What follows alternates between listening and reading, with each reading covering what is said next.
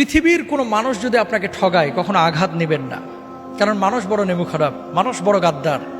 মনে রাখবেন, সব মানুষ পৃথিবীর একত্রিত হয়ে যদি আপনার ক্ষতি করতে চায়, কেউ আপনার ক্ষতি করতে পারবে না যদি আল্লাহ না চায়।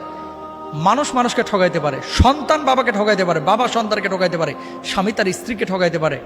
আল্লাহ কখনো তার বান্দাকে ঠগান না, কখনো না। আল্লাহ কখনো তার বান্দাকে ঠগান না।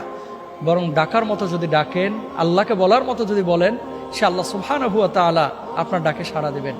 আপনি মনে করছেন যে এত ডাকলাম আল্লাহ তো সাড়া দিচ্ছে না, কে বলছে দেয় নাই? কিছু কিছু সময় এটা আপনি বুঝতেছেন ভুল।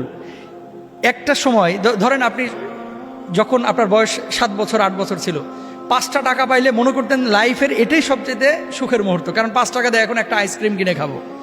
কিন্তু ওই সময় যদি 5 কোটি টাকা আপনারা দেওয়া হতো, 5 কোটি টাকার ভর আপনি সামলাইতে পারতেন না। এই 5 কোটি টাকা আপনি কি করবেন, তাই না?